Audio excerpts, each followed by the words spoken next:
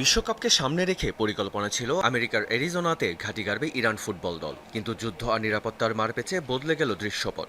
মার্কিন ডেরায় খেলার মাঠ ঠিক থাকলেও থাকার জায়গা থাকছে না আমেরিকায়। ইরান ফুটবল ফেডারেশনের প্রধান মেহেদি তাজ জানিয়েছেন, ফিফার সবুজ সংকেত নিয়ে তারা নিজেদের ট্রেনিং বেস সরিয়ে নিচ্ছেন মেক্সিকোর টিজোয়ানায়।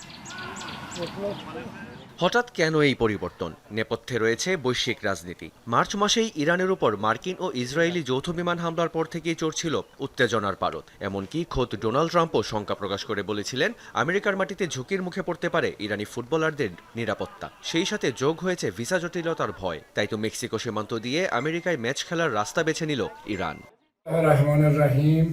ফিফা বিশ্বকাপের সব দলের ক্যাম্প চূড়ান্ত করেছে। ভিসাজনিত জটিলতার কারণে ইরান ফুটবল দলের ক্যাম্প যুক্তরাষ্ট্র থেকে মেক্সিকোতে স্থানান্তরের অনুরোধ ফিফা অনুমোদন করেছে। এখন ইরান দল অবস্থান করবে মেক্সিকো সীমান্তের আধুনিক টিজুয়ানা ক্যাম্পে।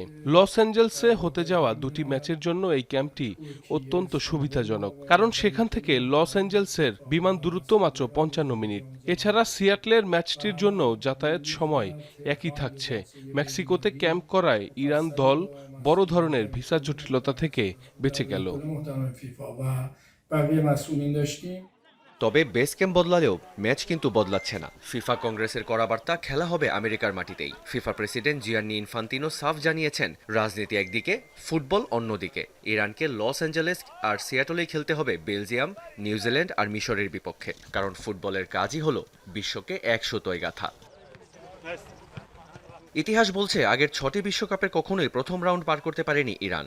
এবার মাঠের বাইরের এত সব বিতর্কের চাপ সামলে সপ্তমবারই কি ইতিহাস গড়তে পারবে পার্সিয়ান স্টাররা, নাকি রাজনীতির মারপেচে আটকে যাবে ফুটবল? উত্তর মিলবে আগামী 11 জুন থেকে। রিয়ান রাফতি, যমুনা স্পোর্টস।